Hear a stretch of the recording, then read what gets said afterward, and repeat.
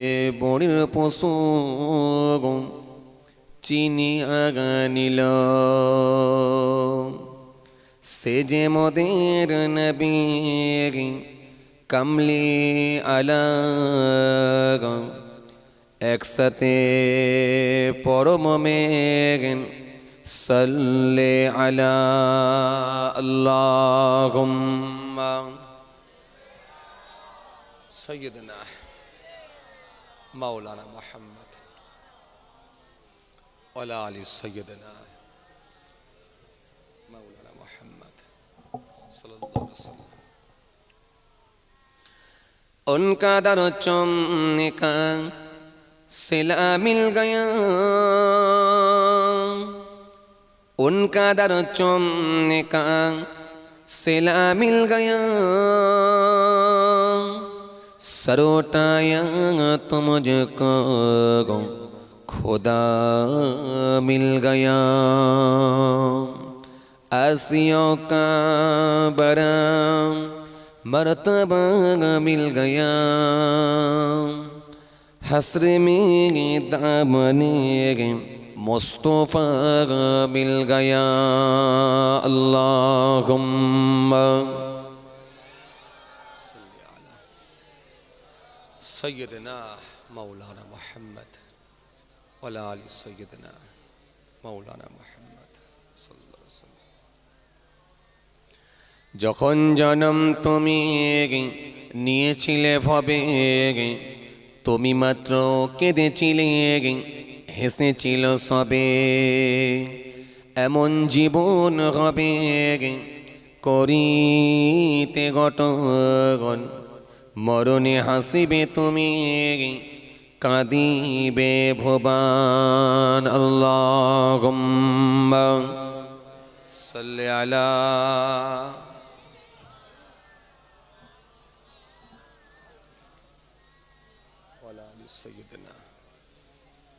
मौलाना मुहम्मद सल्लल्लाहु अलैहि वसल्लम।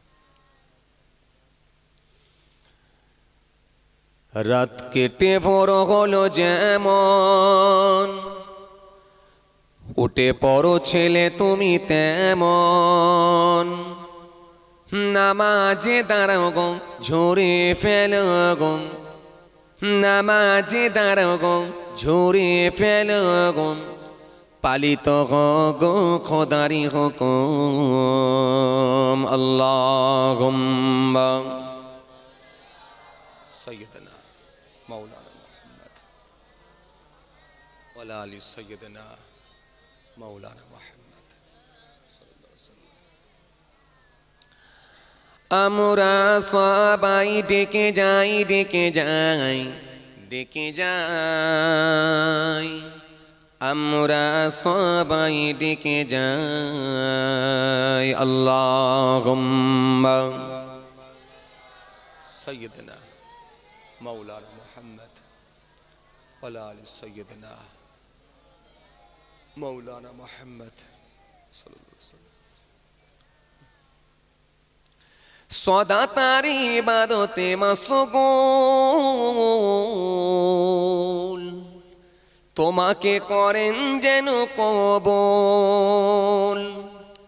জমিনি কায়েম করো শুধু তার যেন দিন, জমিনি কায়েম করো শুধু তার যেন দিন। তিনি প্রভু মোর রব্বুল আলামিন। জোরে হবে না? সদা তার ইবাদতে মাশগুল, তোমাকে করেন যেন কবুল। জমিনি কায়েম করো শুধু তার যেন দিন, জমিনি কায়েম করো শুধু তার যেন দিন। তিনি প্রভু মোর রব্বুল আলামিন।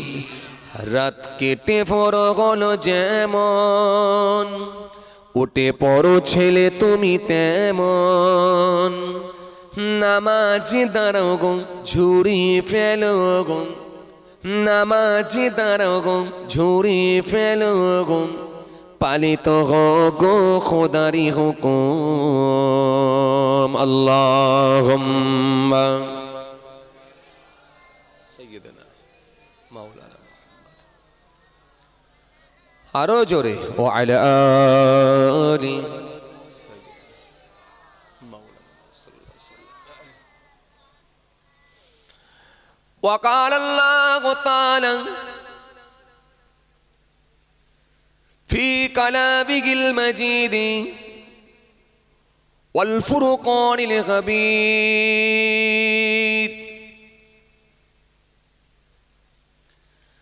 كيف تكفرون بالله وكنتم أمواتا فأحياكم ثم يميتكم ثم يحييكم ثم إليه ترجعون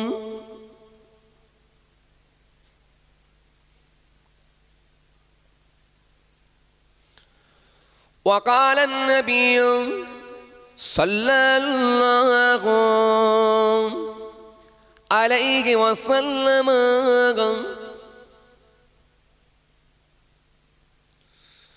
وعن أبي هريرة رضي الله تعالى عنه قال قال رسول الله صلى الله عليه وسلم يأتي على الناس زمان لا يبالي المرء ما أخذ منهم آمن الحلال أم من الحرام إلى آخر الحديث أو كما قال।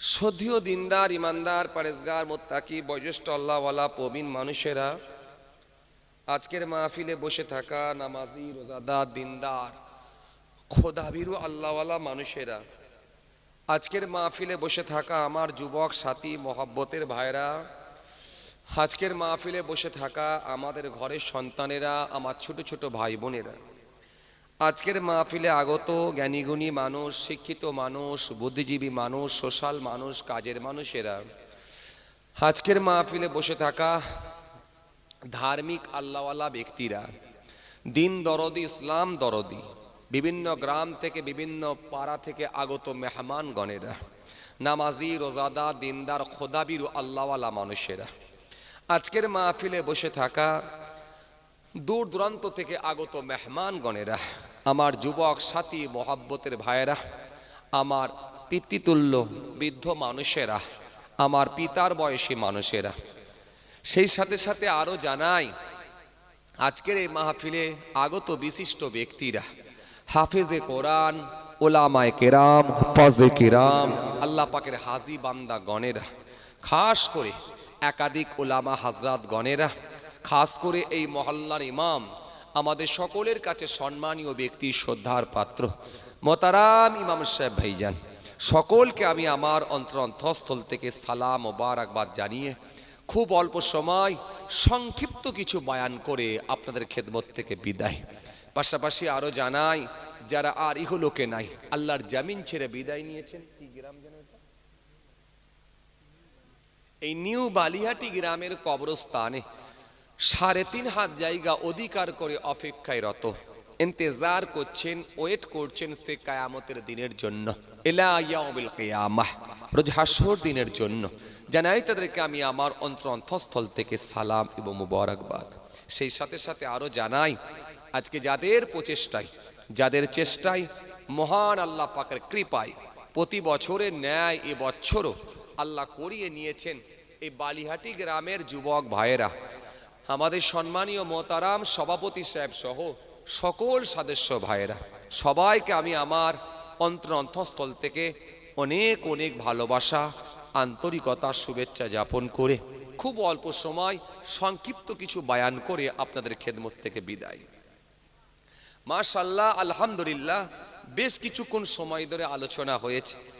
আমার পূর্বে আপনাদের সকলেরই পরিচিত আলহামদুলিল্লাহ আমার অত্যন্ত কাছের মানুষ, আলহামদুলিল্লাহ আমাদের জনাব হজরত মাওলানা কোচি আব্বাস সাহেব মাশাআল্লাহ সুন্দর কিছু বয়ান করেছেন, খুব ভালো আলোচনা করেন, আলহামদুলিল্লাহ কণ্ঠও খুব ভালো, নাতও খুব ভালো পড়েন আলহামদুলিল্লাহ, শুনে আমরা মুগ্ধ হয়ে যাই, কথা ঠিক কি না? মাশাআল্লাহ সুন্দর আলোচনা করেছেন। এখন আমি গুনাহগার, আপনাদেরই পীরের আওলাদ, ছোট মানুষ, ছোট হুজুর কেবলার নাতি, পীরনগর পীর সাহেবের পৌত্র, গুনাহগার আপনাদের ছেলে এসেছি অল্প সময় সংক্ষিপ্ত কিছু বয়ান করে আপনাদের খেদমত থেকে বিদায়। ভাইরা আমার, চলুন ভূমিকায় আর লম্বা নয়, চলুন আস্তে আস্তে সাবজেক্টের দিকে এগিয়ে যাই। জলসা মাহফিলটা আলহামদুলিল্লাহ রোজই হচ্ছে, কথা ঠিক কিনা ভুল বলে? এটা প্রত্যেক দিনের ব্যাপার হয়ে গেছে। যদি কেউ মনে করে যে আমি প্রত্যেক দিন জলসার মাহফিলে অ্যাটেন্ড করব, খালি একটা ভালো সাইকেল যদি রাখে আর হাতে একটা টর্চ লাইট রাখলে 3 কিলোমিটার রাউন্ড মারলে একটা জলসা পেয়ে যাবে, কি কথা ঠিক কিনা?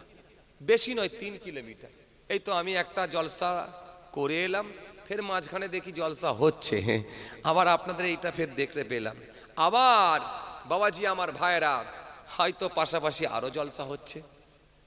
তো 3 কিলোমিটার রাস্তা যদি আপনি ঘোরের একটা সাইকেল নিয়ে জলসা, কোনো না কোনো জলসা পেয়ে যাবেন। জলসা মাহফিলটা আলহামদুলিল্লাহ দিন দিন বেরিয়ে চলেছে।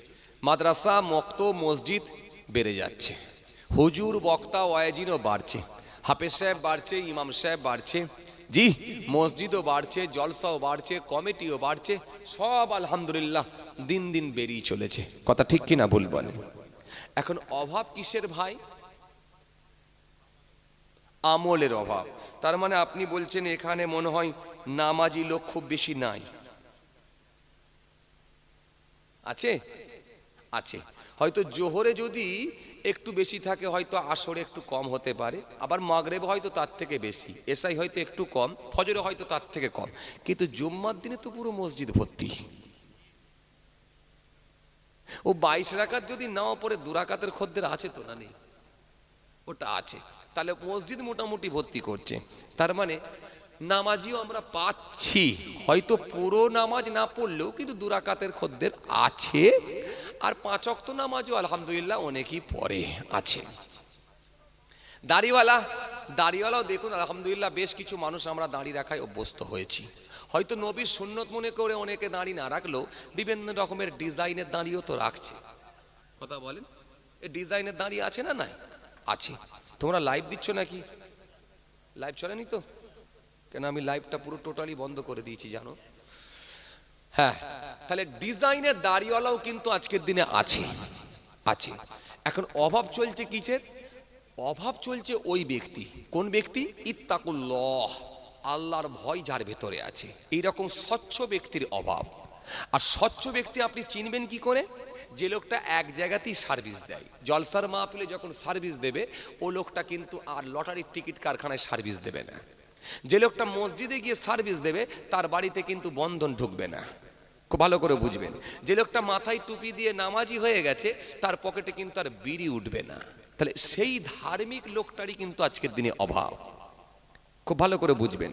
ওই রকম রেডিমেড দাড়িওয়ালা, টুপিওয়ালা, জুব্বাওয়ালার প্রয়োজন নেই। যার বাড়িতে বন্ধন ঢুকে আছে, যার বিবি মহিলা সমিতির হেড হয়েছে, আবার বিড়ির টানও মারছে, লটারির টিকিটও কাটছে, আবার মাথায় টুপি দিয়ে জুম্মার দিনে 2 রাকাত নামাজও পড়ে দিচ্ছে, এগুলো ধার্মিক লোক নয়। আসলে এই ধার্মিক লোক, এই স্বচ্ছ ব্যক্তির আজকের দিনে অভাব। ইত্তাকুল্লাহ, যার ভেতরে আল্লাহর ভয় ঢুকেছে, এই ব্যক্তিটা আজকের দিনে অভাব চলছে।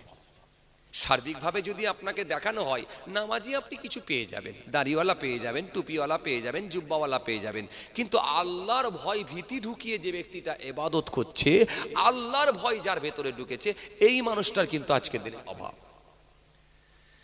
ভাইরা আমার, বন্ধুরা আমার, সাথী মহব্বতের ভাইরা, ভুল বুঝবেন না, রাগ করবেন না। অজের মাহফিল যখন আমরা দিই, সেখানে কিছু কোরআন হাদিসের আলোচনা শ্রবণ করার জন্যই আমরা যাই, কথা ঠিক কিনা? পাশাপাশি সেই কথাগুলোকে মূল্যায়ন করা এবং সেই কথাগুলোকে বাস্তবায়ন করা, এটাই হলো আমাদের মূল লক্ষ্য, এটাই হলো আমাদের মূল টার্গেট। সুতরাং এই নিয়তি কিন্তু আমাদের আশা।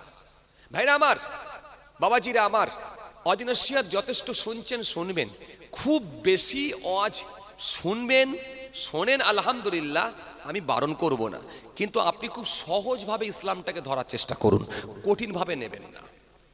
ইসলামকে খুব সহজভাবে ধরার চেষ্টা করুন, কঠিনভাবে না। ইসলামটা খুব খুব সহজ, খালি যেখানে যেটা লাগানো দরকার সেটা টাচ করে দেওয়া, লাগিয়ে দেওয়া, তাহলেই আপনি গেনার হবেন, তাহলেই আপনি সাকসেসফুল হবেন। জি ভাইরা আমার, বন্ধুরা আমার, সাথী মহব্বতের ভাইরা, কোরআনে কারীমের মধ্যে আল্লাহ রাব্বুল আলামিন স্পষ্ট ঘোষণা দিয়ে বলেছেন, তা'মুরুনা বিল মা'রুফ ওয়া তানহাউনা আনিল মুনকার। দুটো লাইন আমার আল্লাহ দেখিয়ে দিলেন, একটা ছাড়ার দিক, একটা ধরার দিক, একটা নেগেটিভ আর একটা হলো পজিটিভ, একটা হ্যাঁ আর একটা না, একটা চলবে আর একটা চলবে না। আপনি নামাজ রোজার মধ্য দিয়ে যদি নেগেটিভ কাজগুলো ছেড়ে দেন, এই নায়ের দিকগুলো যদি আপনি ছেড়ে দেন, পজিটিভ দিকগুলো যতটুকু পারবেন ধরবেন, আলহামদুলিল্লাহ আল্লাহ রাজি হলে ওটাই নেকির খাতা ভরিয়ে দিয়ে আল্লাহ ইচ্ছা করলে জান্নাত দিতে পারে। একটা কথা মনে রাখবেন, মাস্টার মশাই আপনাকে যেটা দাগ মেরে দিয়েছে এটা মুখস্থ করে আসবেই, সেই মুখস্থটা যদি না করে যাওয়া হয় তাহলে মাস্টারের হাতে মার খেতে হবে। কেন? মাস্টার আপনাকে এটা দাগ মেরে দিয়েছে, এটা মুখস্থ করে আনবে, এটা যদি মুখস্থ না করেন তাহলে কিন্তু মার খেতে হবে।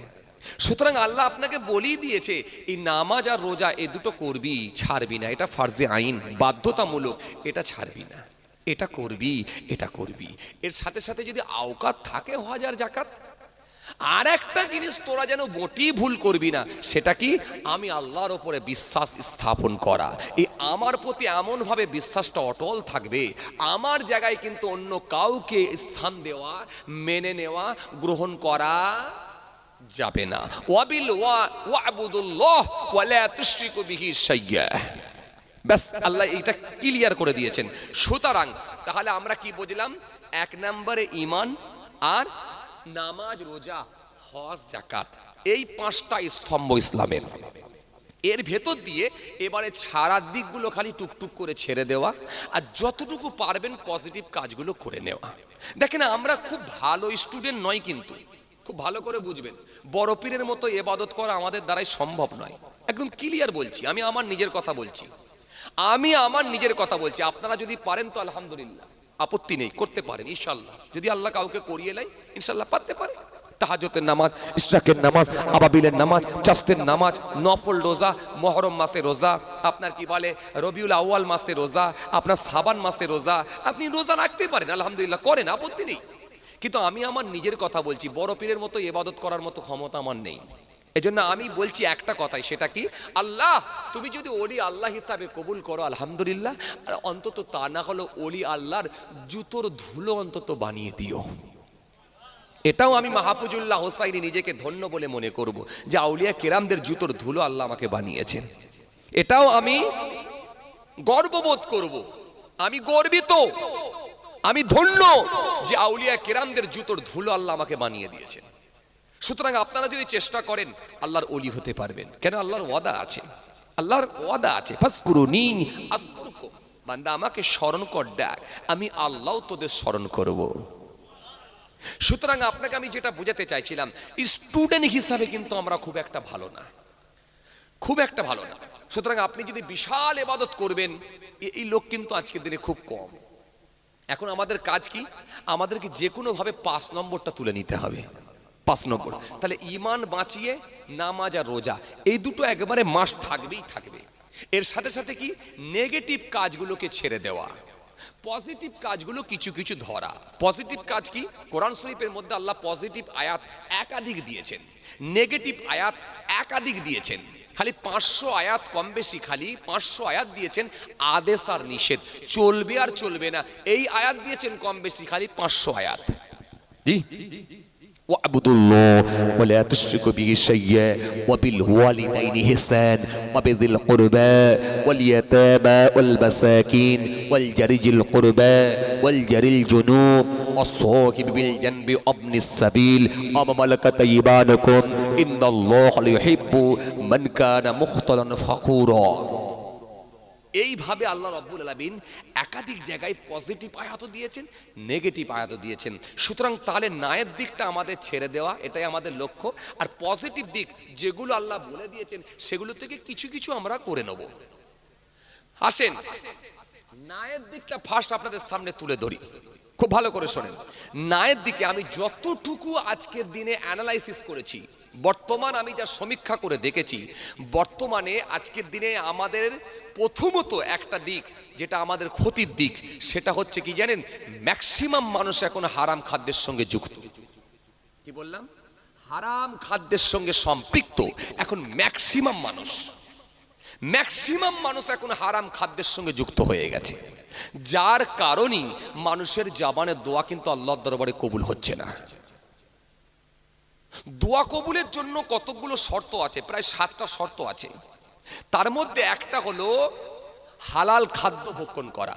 আর যতক্ষণ পর্যন্ত আপনি হালাল খাদ্য ভক্ষণ না করতে পারবেন, আপনার জবানের দোয়া কিন্তু কবুল হবে না।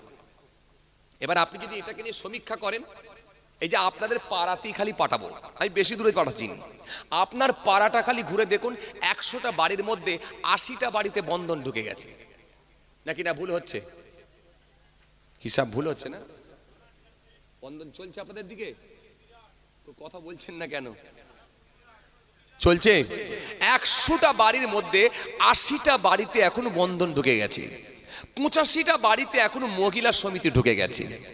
এরপরে যদি আপনি আরো সমীক্ষা করেন, ধরুন ওই 80টা বাড়িতে যদি বন্ধন থাকে 20%, আর 20% লোক বাকি আছে।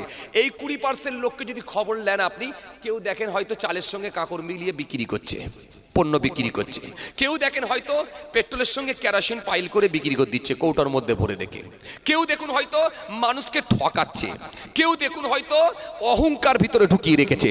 সুতরাং কিছু না কিছু তার মধ্যে দোষ ত্রুটি ঢুকে আছে, যার কারণে কিন্তু ত্রুটিমুক্ত মানুষের অভাব আজকের দিনে চলছে। ত্রুটিমুক্ত মানুষের অভাব আজকের দিনে চলছে। কথা কিছু বুঝতে পারছেন? এই যে সুদ, এটা কত বড় ক্ষতিকারক জানেন?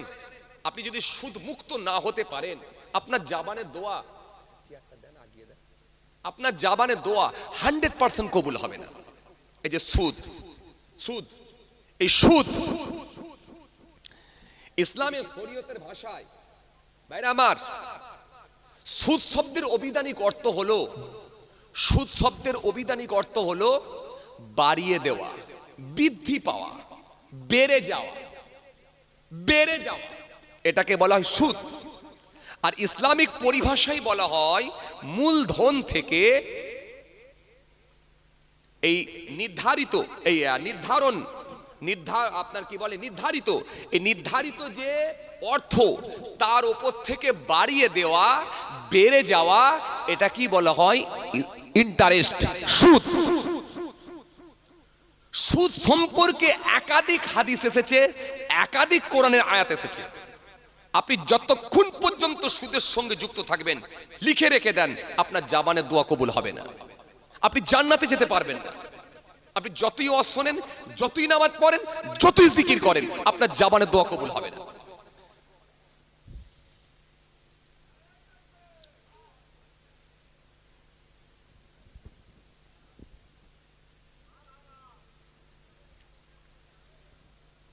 শেষ করে দেবো? হ্যাঁ, তাহলে কিসের সিগন্যাল দিচ্ছে? না বক্তা আসছে, তাহলে ওনাকে নিয়ে আসেন স্টেজে। নারের তকবির দিচ্ছে মানে আমার তো মনে হচ্ছে কেউ হুজুর এসছে নাকি? তাহলে তাবার ওগুলো চলে আসতে বলেন, ডাকেন তাবার চলে আসতে বলেন, দোয়া করতো না। এগুলো বুঝাতে হবে, সব জায়গায় ফোঁচকেমুটা চলবে না। আমি একটু রাগী মানুষ ভাই, ফোঁচকেমু সব জায়গায় হবে না। এটা তো রসুলুল্লাহর মাহফিল, এখানে ইয়ারকি চলবে না, ফোঁচকেমু চলবে না। জায়গা আছে ইয়ারকির জায়গায় ইয়ারকি। কি কথা ঠিক বলছি না ভুল বলছি? নবীর মাহফিলের মধ্যে যখন যাব, আমাদের মধ্যে শিষ্টাচার থাকবে, আদব থাকবে, সব দিকে লক্ষ্য রাখতে হবে। এত সহজ নয়। তাহলে কোথায় আমরা শিখবো? এই মাহফিলটা তো শিক্ষার মাহফিল। আসেন খেয়াল করেন, তাহলে কি বলতে চাইছিলাম? এই হারাম, সুদ, এই সুদের সঙ্গে যদি কেউ যুক্ত থাকে, তার জবানের দোয়া কবুল হবে না। আজকে সব থেকে কোথায় ডিস্টার্ব জানেন? আমাদের ভেতরে সে আল্লাহর উপরে যে ভরসা, তাওয়াক্কুল করা, এই জিনিসটা কিন্তু আস্তে আস্তে নষ্ট হয়ে যাচ্ছে। আমরা কেউ ভাবছি যদি বন্ধন না করি গরিব হয়ে যাব, কেউ ভাবছি যদি আমরা সুদ না খাই গরিব হয়ে যাব, কেউ ভাবছি যদি লোককে ঠকিয়ে না মাল বিক্রি করি গরিব হয়ে যাব, কেউ ভাবছি আমরা লটারির টিকিট না কাটলে গরিব হয়ে যাব। এই যে বিষয়গুলো আমাদের মধ্যে ঢুকে যাচ্ছে, এটাই কিন্তু, এই ভাবনাটাই কিন্তু আমাদের ক্ষতির দিক। অথচ আপনি অবাক হবেন, এই পৃথিবীতে আমার আল্লাহ পাক রব্বুল আলামিন হাজার হাজার মাখলুক, হাজার হাজার প্রাণীকে সৃষ্টি করেছেন। একটা দুটো তিনটে না, হাজার হাজার প্রাণীকে আল্লাহ সৃষ্টি করেছেন। আপনি যদি দরিয়ার দিকে তাকান, সমুদ্রের দিকে তাকান, একাধিক একাধিক বিভিন্ন ধরনের মাছ পাবেন, একাধিক বিভিন্ন ধরনের আপনি প্রাণী পানির নিচে পাবেন। কুমির পাবেন, হাঙর পাবেন, তিমি মাছ পাবেন, বিভিন্ন ধরনের প্রাণী আপনি পানির মধ্যে পাবেন, বিভিন্ন ধরনের মাছ পাবেন। পুঁটি মাছ থেকে শুরু করে, ট্যাংরা মাছ থেকে শুরু করে, আপনার কি বলে মাগুর মাছ থেকে শুরু করে, রুই মাছ থেকে শুরু করে, কাতলা মাছ থেকে শুরু করে, কত ধরনের মাছ পানির মধ্যে আছে। এদের সবার খাবার কিন্তু দিচ্ছে কে? জোরে বলতে হবে কে? আল্লাহ। আপনি যদি একটু জঙ্গলের দিকে তাকান, আপনি হতভম্ব হবেন। কত ধরনের প্রাণী জঙ্গলের মধ্যে বসবাস করে। বাঘ থেকে শুরু করে, সিংহ থেকে শুরু করে, হাতি থেকে শুরু করে, খুব ভালো করে তাকান, হাতি থেকে শুরু করে, আপনার কি বলে চিতাবাঘ থেকে শুরু করে, আপনি হরিণ থেকে শুরু করে, আপনার কি বলে কত ধরনের প্রাণী জঙ্গলের মধ্যে বসবাস করে। এদের খাবার কে দেয়? কে দেয়? আল্লাহ। রাত যখন 4:30টার সময় কি 4:45টার সময় ফজরের নামাজ পড়ে আপনি যখন বেরিয়ে আসছেন, হঠাৎ করে দেখলেন কতগুলো কাক গাছের ওপর দিয়ে হু করে উড়ে যাচ্ছে। কা কা কা করতে করতে করতে করতে চলে গেল। এই কা কা করতে করতে কোথায় গেল বলেন তো? কারো না কারোর বাড়ির সে অতিথি, মেহমান হয়ে গেল।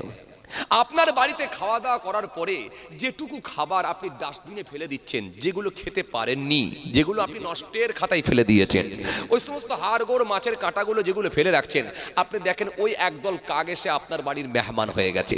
এই কাকগুলোকে কিন্তু আপনি কখনো দাওয়াত করে খাওয়াননি। কথা বলছেন না কেন? দাওয়াত করেছেন কোনোদিন? দাওয়াত করেননি। অথচ আপনার বাড়িতে পৌঁছে দিলেন কে? যদি বলেন কে? আল্লাহ। আল্লাহ এই জন্য বলছেন ওয়ামা মিন দাআবাতিন ফিল আরদি ইল্লা আলাল্লাহি রিজকুহা। এই দায়িত্বটা তো আমি নিয়েছি। তোমরা এত ঘাবড়াচ্ছ কেন? তোমরা কেন ভাবছো গরিব হয়ে যাবে? তোমরা কেন চিন্তা করছো যে আমরা না খেয়ে মরে যাব? তোমাদেরকে আমি না খেয়ে মারবো না। এই দায়িত্ব আমি আল্লাহ, আমি নিজে নিয়ে নিয়েছি। প্রত্যেককে আমি রুজি দেবো। ও বান্দা আমার উপরে ভরসা কর, ভরসা কর। আর যখন আপনি মাবুদের উপরে ভরসা করবেন, যখন ফিরে চলে আসবেন, আর মাবুদ যদি রাজি হয়ে যায়, তখনই কিন্তু আপনি আল্লাহর মনোনীত বান্দা হয়ে যাবেন। যেন তুলসীরাম দাস বললেন, তুলসী জব জবগি মে আয়ে তুম রহি জগ হাসি ऐसी करनी कर चलो तुम हंसो जग रहे। বাংলা কবি বললেন, যখন জন্ম তুমি নিয়েছিলে ভবে, তুমি মাত্র কেঁদেছিলে হেসেছিল সবে। এমন জীবন হবে করিতে গঠন, মরণে হাসিবে তুমি কাঁদিবে ভুবন। জোরে বলবেন না? আরো জোরে বলবেন না? তরুণিয়া নওজওয়ান যুবকেরা, হে ভাই মুরব্বিয়ানেরা, বাবারা শুনে রেখে দিন বাবা, যখন আপনি আল্লাহর উপরে তাওয়াক্কুল করবেন, যখন আপনি আল্লাহর উপরে বিশ্বাস করবেন, যখন আপনি তাকদীরের উপরে বিশ্বাস করতে পারবেন, রুজির মালিক আল্লাহ, তিনি আমাকে না খাইয়ে রাখবেন না, তিনি আমাকে নিশ্চিতভাবে খাওয়াবেন, তিনি আমার দায়িত্ব নিয়েছেন, সুতরাং এটা নিয়ে আমার কোনো ভাবার প্রয়োজন নাই। তখনই জানবেন আপনার সংসারে আর কোনো অভাব না। এই জন্য কবি তুলসীরাম দাস বললেন, तुलसी जब जग में आएगी तुम रही जग हंसी ऐसी करनी कर चलो तुम हंसो जग रहेगी। বাংলা কবি বললেন, যখন জন্ম তুমি নিয়েছিলে ভবে, তুমি মাত্র কেঁদেছিলে হেসে গেছিল সবই। এমন জীবন হবে করিতে গঠন, মরণে হাসিবে তুমি কাঁদিবে ভুবন।